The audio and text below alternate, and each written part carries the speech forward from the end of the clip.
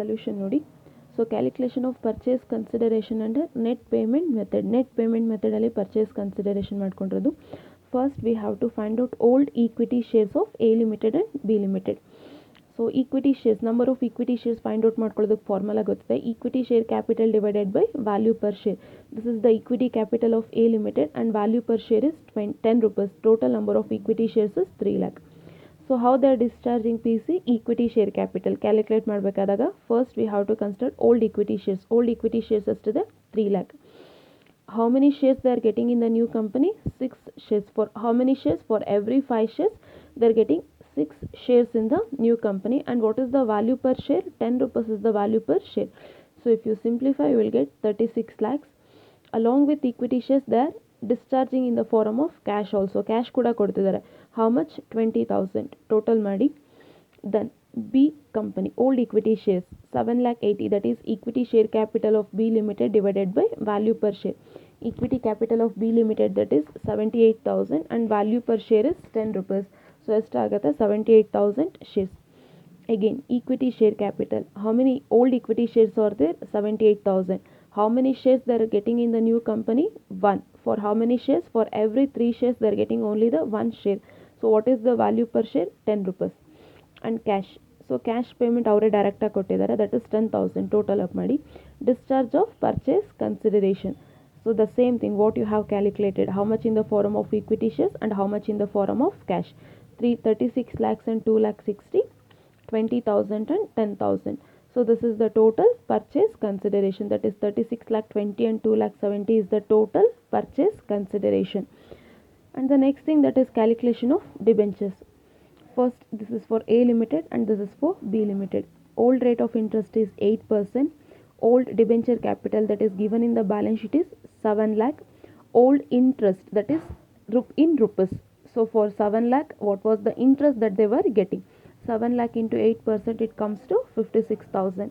And what is the new rate of interest? 7% new interest.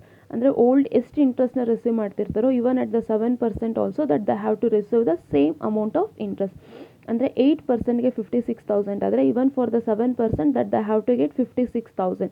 So 56,000 interest receive ಮಾಡಬೇಕು at the rate of 7%. Then what should be the capital? ಎಷ್ಟು capital ಇರಬೇಕು? New debenture ಕ್ಯಾಪಿಟಲ್ನ find out ಮಾಡಬೇಕು. 7%ಗೆ ಅಂದರೆ ಎಷ್ಟು ಇಂಟ್ರೆಸ್ಟ್ನ receive ಮಾಡ್ತಾರೆ? 56,000. Then what is for 100%? Cross multiplication, so that is 8 lakhs. 56,000 into 100 divided by 7. So 8 lakhs is the new debenture capital. You cross verify ಮಾಡ್ಬೋದು. This is new debenture capital and the rate of interest is 7%. 8 lakh into 7%, it comes to 56,000. The same way that we have to follow for the B limited. Old rate of interest for the B limited is 10%. Balance sheet ಅಲ್ಲಿ ಇದೆ 10% debentures. So old debenture capital 1,40,000. Old interest, that is in rupees 14,000, that is 1,40,000 into 10%. New rate of interest for A limited and B limited, that is 7% only. New debenture ಅಂದರೆ 7%ಗೆ ಎಷ್ಟು ಇಂಟ್ರೆಸ್ಟ್ನ receive ಮಾಡಬೇಕು? 14,000. Then what should be the capital? ಎಷ್ಟು capital ಇರಬೇಕು? Cross multiplication for 7%, 14,000 if you are getting as an interest, then what is 100% debenture capital? Cross multiplication, it comes to 2 lakh. That is the new debenture capital. So cross verify ಮಾಡಿ. 2 lakhs into 7%, that is 14,000 ಬರ್ತದಲ್ಲ. 2 lakh 7% ಆದರೂ ನಿಮಗೆ rate amount of interest ಏನು change ಆಗಲ್ಲ, rate of interest change ಆದರೂ. So this is the calculations.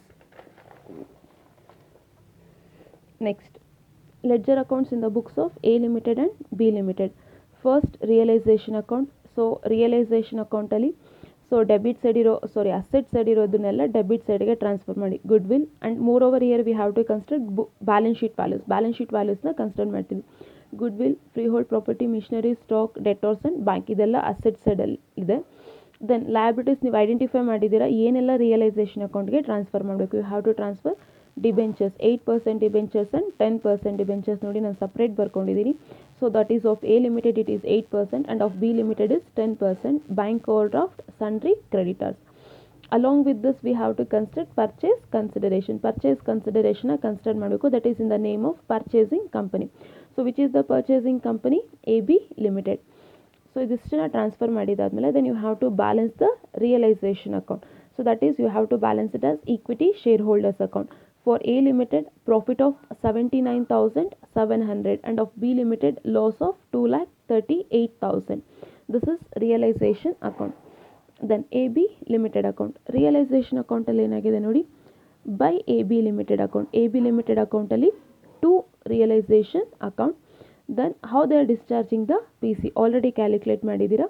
That is in the form of equity shares and again in the form of cash. How much in the form of equity shares and how much in the form of cash.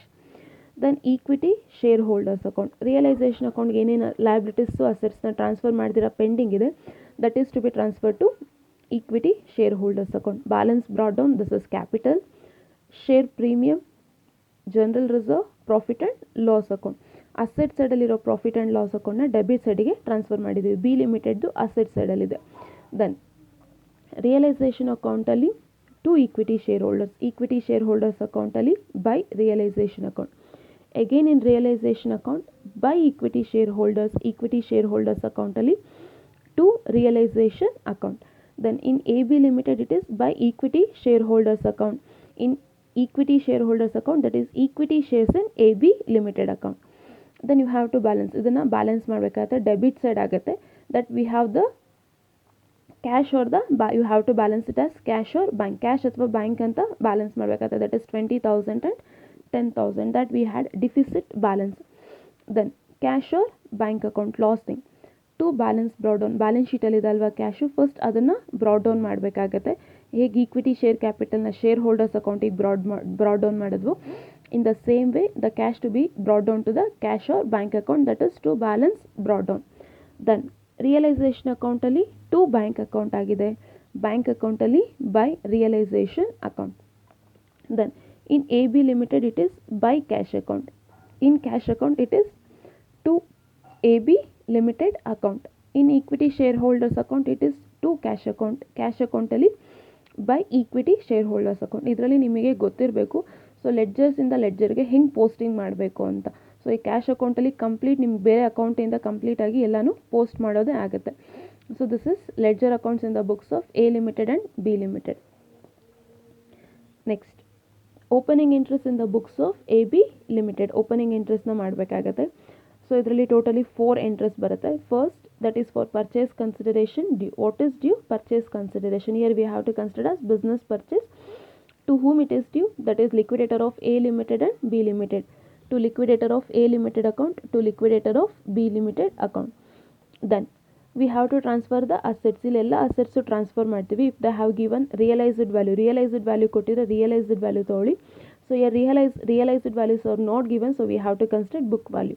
ನೀವು transfer ಮಾಡಬೇಕಾದ್ರೆ ಗುಡ್ವಿಲ್ನ ಬಿಟ್ಟು, because goodwill it is an old value ಆಗಿರೋದ್ರಿಂದ ಗುಡ್ವಿಲ್ನ ಬಿಟ್ಟು ಬೇರೆ ಎಲ್ಲ ಅಸೆಟ್ಸ್ನು ನೀವು ಟ್ರಾನ್ಸ್ಫರ್ ಮಾಡಬೇಕಾಗತ್ತೆ. ನ್ಯೂ ಗುಡ್ವಿಲ್ ಆದರೆ ಅದನ್ನು ಡೈರೆಕ್ಟಾಗಿ ಟ್ರಾನ್ಸ್ಫರ್ ಮಾಡಿ, or else goodwill will be the balancing figure. So freehold property 2 ಕಂಪನಿದು ಆ್ಯಡ್ ಆಗಿದೆ. Machinery, stock, debtors, bank.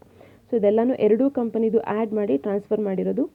Then 8% debentures. ಇಲ್ಲಿ ನಾವು ನ್ಯೂ ವ್ಯಾಲ್ಯೂಸ್ ತೊಗೊಬೇಕಿರೋದು, ಬಟ್ ಇಲ್ಲಿ ರೇಟ್ ಆಫ್ ಇಂಟ್ರೆಸ್ಟ್ ಸೇಮ್ ಇರುತ್ತೆ. Then we have to convert to 7%. 7%ಗೆ convert ಮಾಡ್ತೀವಿ. To 8% debentures account. What is the new debenture capital of A limited calculate ಮಾಡಿದ್ದೀರಾ, that is 8 lakh. To 10% debentures 2 lakhs. ಇಲ್ಲಿ rate of interest ಓಲ್ಡೇ ತೊಗೊಳ್ಳಿ, but amount ಮಾತ್ರ new consider ಮಾಡಬೇಕು. Bank ಓವರ್ ಆಫ್ ಸನ್ರಿ ಕ್ರೆಡಿಟರ್ಸ್. ಅಗೇನ್ ಈ ಸನ್ರಿ ಕ್ರೆಡಿಟರ್ಸ್ 2 ಕಂಪನಿದು ಆ್ಯಡ್ ಆಗಿದೆ. To business purchase, that is purchase consideration to be considered. So total ಮಾಡಿದಾಗ ಕ್ರೆಡಿಟ್ ಸೈಡ್ ಜಾಸ್ತಿ ಬರುತ್ತೆ, ಡೆಬಿಟ್ ಸೈಡ್ ಕಡಿಮೆ ಬರುತ್ತೆ. So debit side you have to balance it as ಗುಡ್ವಿಲ್ನ ನೀವು ಸ್ಟಾರ್ಟಿಂಗಲ್ಲಿ ಸ್ಕಿಪ್ ಮಾಡಬೇಕು. ಬ್ಯಾಲೆನ್ಸ್ ಶೀಟ್ ವ್ಯಾಲ್ಯೂ ಇತ್ತು ಅಂದರೆ ಅಥವಾ ಬುಕ್ ವ್ಯಾಲ್ಯೂ ಇತ್ತು ಅಂದರೆ ಗುಡ್ವಿಲ್ನ ನೀವು ಕನ್ಸಿಡರ್ ಮಾಡಬಾರ್ದು, ಸ್ಕಿಪ್ ಮಾಡಬೇಕು. Then you have to balance as goodwill ಅಂತ ಬ್ಯಾಲೆನ್ಸ್ ಮಾಡಬೇಕು. ನ್ಯೂ ವ್ಯಾಲ್ಯೂ ಅಂದರೆ ರಿಯಲೈಸ್ಡ್ ವ್ಯಾಲ್ಯೂ ಕೊಟ್ಟಿದ್ರೆ ತೊಗೊಂಡಾಗ ನಿಮ್ಗೆ ಅದು ಟ್ಯಾಲಿ ಆಗುತ್ತೆ. ನಿಮಗೆ ಓಲ್ಡ್ ಗುಡ್ವಿಲ್ ಇದ್ದಾಗ ಟ್ಯಾಲಿ ಆಗಲ್ಲ. ಸೊ ಹಾಗಾಗಿ ಓಲ್ಡ್ ಗುಡ್ವಿಲ್ನ ಸ್ಕಿಪ್ ಮಾಡಿ, ಸೊ ಅದನ್ನು ಬ್ಯಾಲೆನ್ಸ್ ಮಾಡಬೇಕಾಗತ್ತೆ. So liquidate. Next thing that we have to discharge the purchase consideration. ಯಾರಿಗೆ ಡಿಸ್ಚಾರ್ಜ್ ಮಾಡ್ತಿರೋದು? A limited and B limited. How we are discharging in equity share capital and in cash. So this is the total of equity share capital. Total equity capital ನಿಮ್ಗೆ ಎಷ್ಟಿದೆ? So ನಿಮ್ಗೆ equity capital ಇರೋದು 36 lakhs and 2,60,000. The total is 38 lakh 60. And total of cash, that is 20 plus 10, that is 30,000 is the cash balance. Then now we have to convert the debentures. 8% debentures 10%, old rate of interest. What is the new rate of interest? 7% is the new rate of interest. So total ಮಾಡಿದಾಗ 10 lakhs ಆಗುತ್ತೆ. That is debentures converted. Then we have to prepare the new balance sheet. Balance sheet ಮಾಡಬೇಕಾದ್ರೆ ಬರೀ opening interest ಅಷ್ಟೇ ನೋಡಿ, ಇನ್ನೇನು ನೋಡಬೇಡಿ. So ಅದು second and third ಎಂಟ್ರಿಯಲ್ಲಿ ನಿಮಗೆ ಕಂಪ್ಲೀಟ್ ಇನ್ಫಾರ್ಮೇಷನ್ ಸಿಗುತ್ತೆ. Equity share capital. So what is the new rate of debentures? 7%, 10 lakhs. Then ಇಲ್ಲಿ 8 to 10% ನೋಡಿ, ಇಲ್ಲಿ ಕ್ರೆಡಿಟ್ ಇದೆ, ಇಲ್ಲಿ ಡೆಬಿಟ್ ಇದೆ, ಸೊ ಕ್ಯಾನ್ಸಲ್ ಆಗುತ್ತೆ. ನಾವು 7% ಅಂತ ತೊಗೊಂಡಿದ್ದೀವಿ.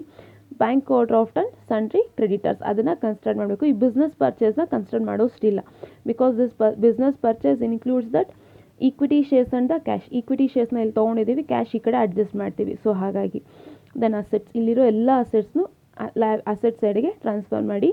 ಸೊ ಬ್ಯಾಂಕ್ ತೊಗೊಬೇಕಾದ್ರೆ ಇನ್ನರ್ ಕಾಲಮಲ್ಲಿ ತೊಗೊಳ್ಳಿ. And we have the credit balance of cash or bank. So debit ಆದರೆ ಆ್ಯಡ್ ಮಾಡ್ತೀವಿ, ಕ್ರೆಡಿಟ್ ಆದರೆ ಮೈನಸ್ ಮಾಡ್ತೀವಿ. ಮೈನಸ್ ಕ್ರೆಡಿಟ್ ಬ್ಯಾಲೆನ್ಸ್ ಎಷ್ಟಿದೆ? ಕ್ರೆಡಿಟ್ ಬ್ಯಾಲೆನ್ಸು 30,000 ಮೈನಸ್ ಮಾಡಿಕೊಂಡ್ರೆ ಬರುತ್ತೆ. ಸೊ ನಿಮ್ಗೆ ಅಮಾಲ್ಗಮೇಟೆಡ್ ಬ್ಯಾಲೆನ್ಸ್ ಶೀಟ್ ಪ್ರಿಪೇರ್ ಮಾಡಬೇಕಾದಾಗ ಬರೀ ಓಪನಿಂಗ್ ಎಂಟ್ರೀಸ್ ಅಷ್ಟೇ ನೋಡಬೇಕು, ಇನ್ನೇನು ನೋಡೋಂಗಿಲ್ಲ. Because this is only the information of AB limited. Previous ನಿಮ್ಗೆ ಇನ್ಫಾರ್ಮೇಷನ್ ಇರೋದಿಲ್ಲ, A ಲಿಮಿಟೆಡ್ದು ಮತ್ತು B ಲಿಮಿಟೆಡ್ ಇದೆ. What is new balance sheet prepare ಮಾಡ್ತಿರೋದು AB ಲಿಮಿಟೆಡ್. AB ಲಿಮಿಟೆಡ್ ನಿಮಗೆ ಸಿಗೋ ಕಂಪ್ಲೀಟ್ ಇನ್ಫಾರ್ಮೇಷನ್ ಓಪನಿಂಗ್ ಎಂಟ್ರೀಸಲ್ಲೇ ಸಿಗುತ್ತೆ.